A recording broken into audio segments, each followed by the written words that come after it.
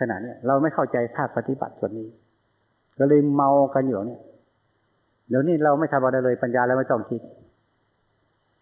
ได้ฟังได้ยินมาทำสมาธิไปได้ปัญญาเกิดขึ้นเองแล้วก็มุ่งสมาธิอย่างเดียวบางคนสงบพอสมควรนั่งคิดปัญญาเนาะจะเกิดปัญญา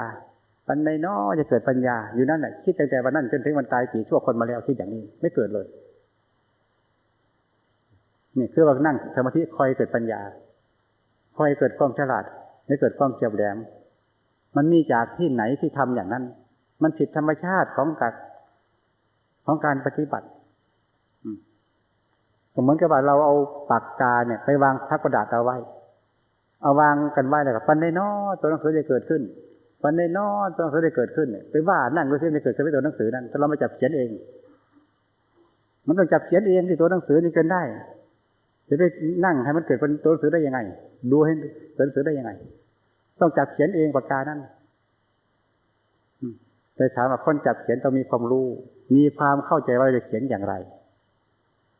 แต่ถ้าคนอ่านหนังสือไม่ได้เขียนไม่เป็นจะเอาปากกามาเขียนหนังสือก็ทำอะไรไม่ได้เลยทำอะไรไม่ได้เพราะไม่มีความรู้ที่จะเขียนตัวกอไข่ก็เป็นขอไข่ก็ไม่เป็นเอาแล้วกันนี่มันก็หมดสิทธิ์อีกเลยนี่คนใช้ปัญญาที่นะต้องรู้หลักการในการใช้ปัญญาหลักการในการคิดในเรื่องอะไรเป็นไปปัญญาอย่างไรคืออนิจจังไตรลักษณ์เป็นยังไงพอไม่เที่ยงเป็นยังไงก็ต้องศึกษาประวัติในการคิดก็ต้องคิดตามมุมนั้นแง่นั้นไปนี่คือว่าพวกเราทั้งหลายประเทศภาวนาทุกวันเนี่ยไม่ภาวนาคอยเอาผลอย่างเดียวไม่ต้องสร้างอะไรเลยมันเป็นไปไม่ได้หรือจะว่าคนเราอ่านหนังสือไม่ได้สักตัวหนึ่งละไม่ยากเอาหนังสือเป็นนอนทับใส่หัวนอนอย่างนั้นแหละ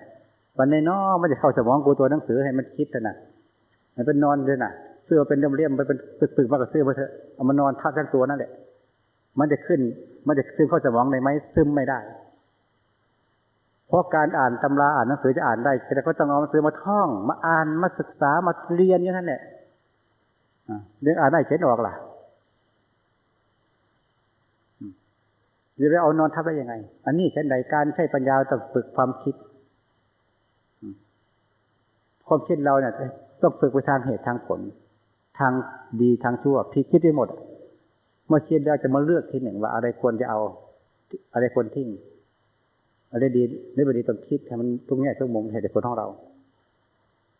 ไม่ใช่ว่าจะไม่นั่งให้มันเกิดเองที่เราเข้าใจไม่เกิดนะ